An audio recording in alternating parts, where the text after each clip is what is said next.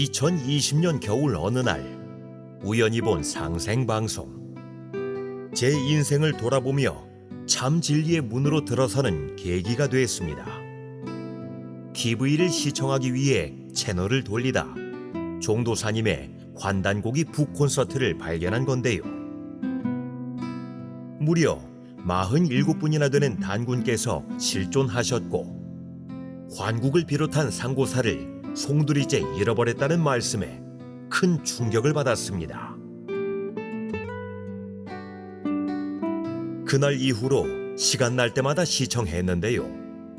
한민족 참 역사를 드러내기 위해 수십 년간 진행하신 현장 답사와 열정적 강연 모습에 말할 수 없이 감동했습니다.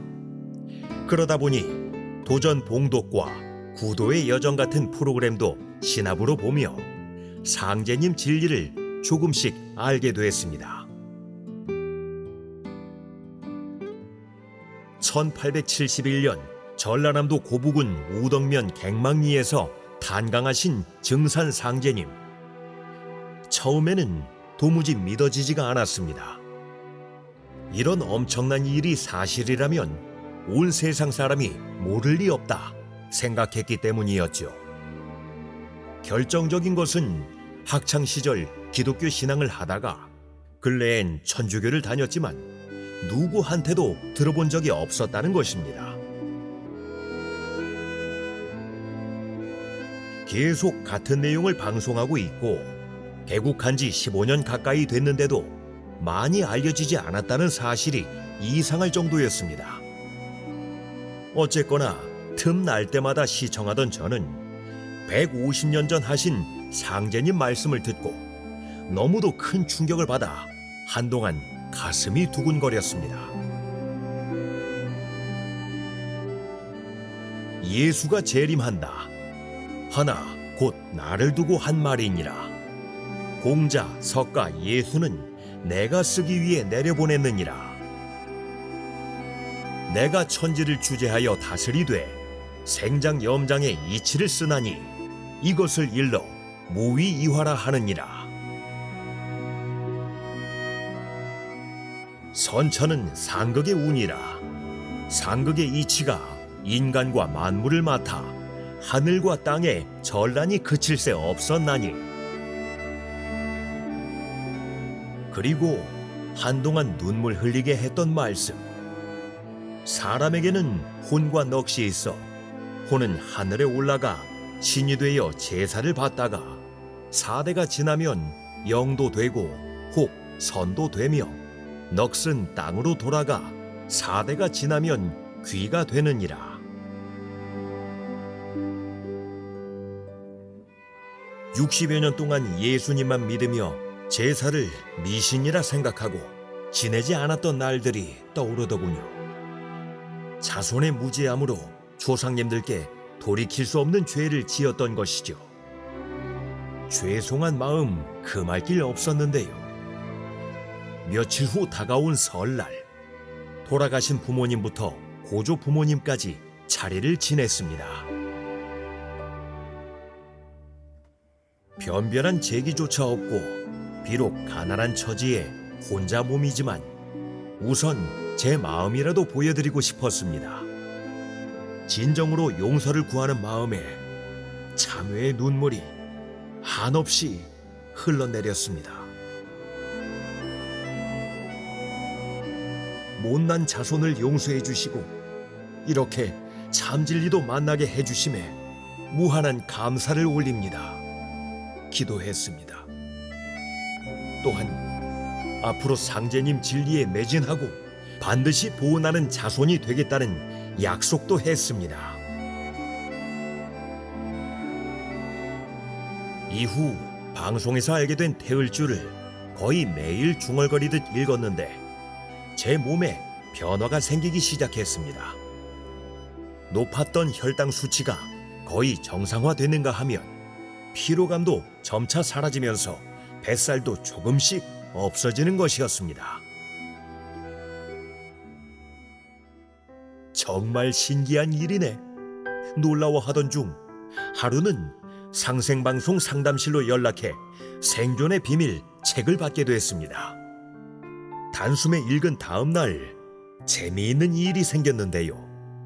제 근무지에서 누가 다른 사람에게 생존의 비밀을 전하는 모습을 보게 된 것이었죠. 물론 둘 다 제가 모르는 사람이었습니다. 그 장면을 보자마자 그분에게 다가가 면담했고 서울 강남도장을 소개받을 수 있었습니다. 입도 서원 후 진리 공부와 태을주 정성 수행을 하다 보니 놀라움의 연속이었습니다. 입도하고 나니 그동안 있었던 수많은 일이 주마등처럼 스치며 하염없는 눈물을 흘렸습니다. 10여 년 전 하느님의 짧은 음성을 듣고 그대로 이행하기 위해 가정을 등한시하고 모든 것을 단절하는 바람에 빈곤하게 살아왔기 때문이었죠. 지금은 앞으로 해야 할 일에 대한 아름귀를 열어주시기 바라는 기도를 매일 올리고 있습니다. 그동안 저를 모질게 담금질해주신 조상님, 정말 고맙습니다. 상제님, 태무님, 태상종도사님, 종도사님, 제가 입도할 수 있도록 허락해 주심에 무한한 감사의 인사를 드립니다.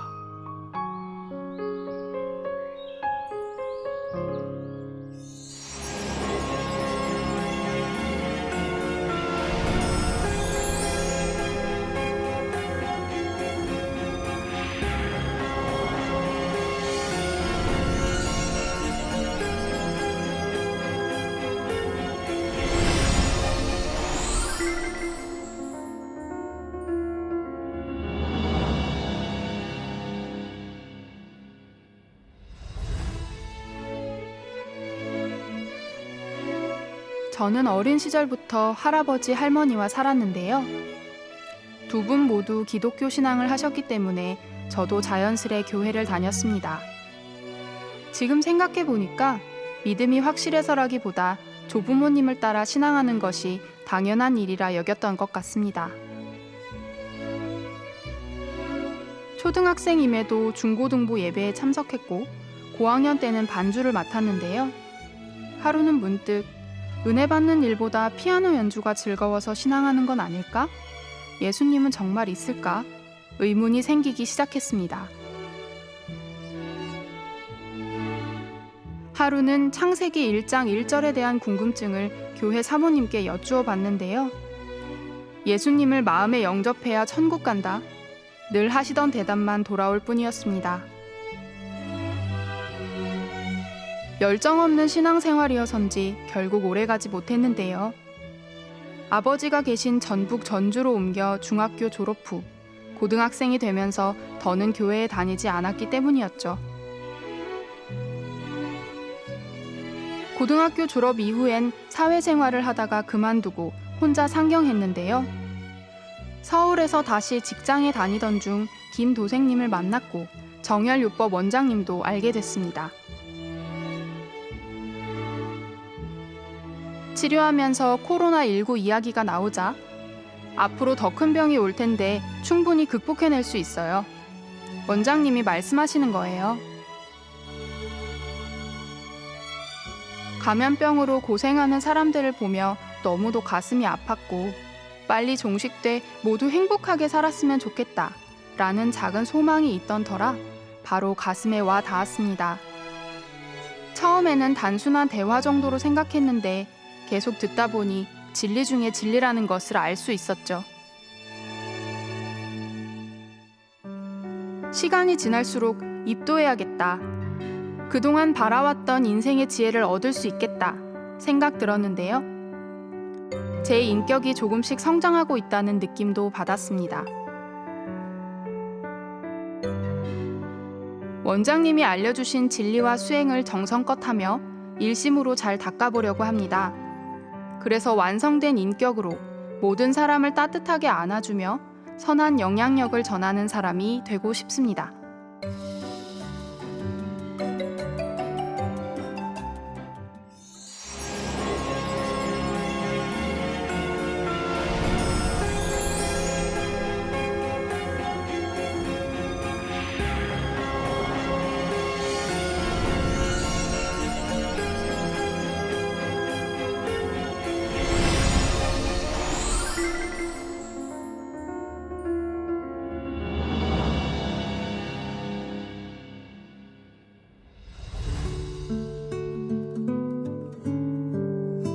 우리 집안은 불교를 믿었지만 저는 초등학교 때부터 교회에 다녔습니다.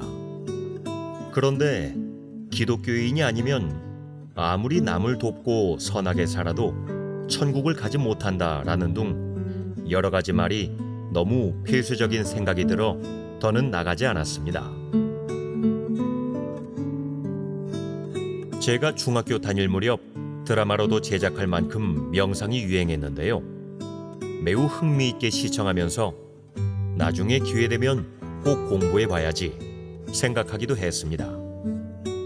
서점에 가서 관련 서적도 찾아봤지만 기회가 닿지 않았는데다 고등학교에 진학해 공부하느라 잊고 지냈습니다. 그러다 상제님 말씀을 접하는 기회가 생겼는데요. 지금으로부터 31년 전 대학 신입생 때 도서관에 갔다가 동화 관련 책을 보게 된 것이죠. 시간이 많이 흐른 탓에 제목은 기억나지 않지만 당시 이상하리만큼 가슴에 와닿았던 기억만은 아직도 생생합니다. 그래서였는지 명상 단체를 찾았으나 저와 맞지 않아 몇 달 다니다가 그만두었습니다. 이후엔 대학이 불교재단이었던지라 학교 안에 있는 사찰에서 108배 수련과 명상을 하며 지냈습니다. 학교 근처 원불교 교당과 기독교 선교회에도 다녀봤지만 별 감흥이 없었던 탓에 더는 나가지 않았습니다. 대순진리회를 다니기 시작한 건 대학원 입학 이후부터였습니다. 길에서 만난 사람을 따라가면서 6개월 정도 신앙했습니다. 처음 방문했을 때 그들의 권유에 따라 조상님께 제사를 지낸 다음 계속 다니며 수행했습니다. 그곳에서 지축 이동과 일본 대지진 등 탄어 스님의 예언을 접할 수 있었습니다. 90년대 초반 갑자기 개벽이 찾아와서 하늘이 어두워진 적이 있었는데 대순 신도들의 지극한 기도로 많은 사람을 구했다. 앞으로 대순 신앙을 해야 살 수 있다 라는 말도 들었습니다. 신앙의 은혜에 대한 구체적인 사례도 말해줬는데요. 대순회관 건설공사에 참여했던 한 신도가 높은 곳에서 추락해 철근이 몸을 관통하는 사고를 당했지만 도인들이 주문을 외워준 덕분에 살았다는 것이었습니다. 그뿐만 아니라 대순 신도들은 마음만 있으면 몸이 통과할 수 없는 곳에도 들어가 작업한다고 했습니다. 모두 사실이니 믿고 따르면 됩니다. 라는 말도 덧붙였습니다. 또한 대순이 상제님의 도를 이어받았다고 했습니다. 태을주와 시천주주, 관운장주를 배웠는데 불을 끄고 읽더군요. 외우기 위해 주문지 복사를 부탁했지만 주문은 신성한 것이기 때문에 회관에서만 읽을 수 있습니다 라며 거절했습니다. 제가 일주일에 2-3번 정도 가위에 눌려 힘들다고 했더니 태을주와 시천주를 섞은 듯한 주문을 알려주더군요. 이후 가위 눌림 현상이 심할 때마다 읽었는데 효과가 있긴 했습니다. 잠결에 읽으면 금방 깨곤 했으니까요. 이후 경기도 포천까지 가서 입도식을 치르고 중곡동 회관에 철야 제사를 지내러 갔다가 깜짝 놀라고 말았습니다. 전국에서 정말 많은 사람이 모였기 때문이었죠. 그렇게 오가던 어느 날 뜬금없이 저를 부른 법사라는 사람과 나눈 대화. 1,000만 원을 들여 천도제를 지내야 집안에 우환이 안 생기니까 빨리 구해보세요. 대학원생이라 큰 돈은 없고 연구비를 받을 때마다 조금씩 내겠습니다. 정성이 부족해서 안 됩니다. 본가에 연락하든 교수님께 빌리든 무조건 구해오세요. 참고로 다른 사람은 결혼 자금이라 말하고 마련해왔습니다. 도저히 그렇게 할 수 없지만 한번 고민해 보겠습니다. 그동안 수행하면서 다양한 체험을 했기 때문에 계속 다니고 싶은 마음이 컸었는데요. 가족을 속이라고 시키는 것이 꺼림직해 더는 나가지 않기로 했습니다.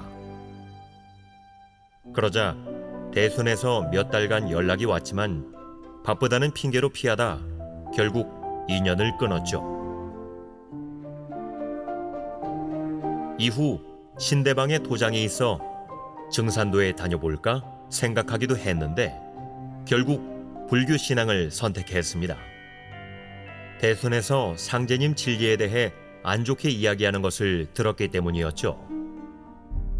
대학원 졸업 후 다시 명상단체에 가입했지만 몸도 아프고 여러 가지 일도 생겨 그만둬버렸습니다. 가끔 사찰에만 다니며 생활하던 중 일생일대에 큰 은혜를 받았습니다. 2020년 김포감님을 만나면서 알게 된 상제님 진리.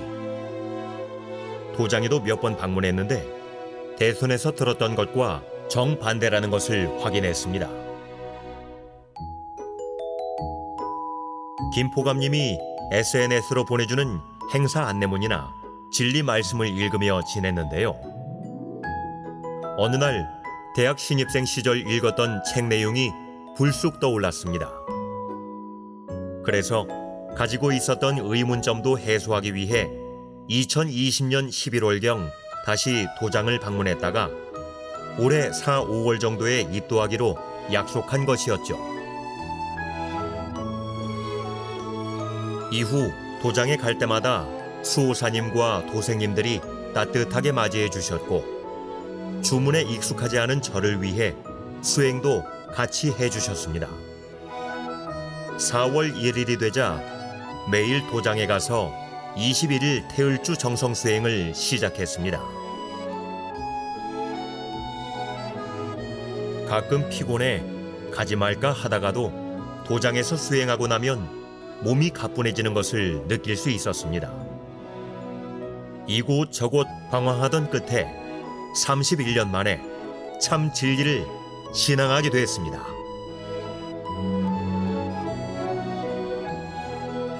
저를 인도해 주신 김포감님과 상제님 진리를 알려주기 위해 애써주신 강수호사님, 따로 시간을 만들어 진리 공부를 시켜주신 구포감님, 수행 자세와 호흡법을 알려주신 조포감님 등 은평도장 도생님들께 깊은 감사 인사를 드립니다.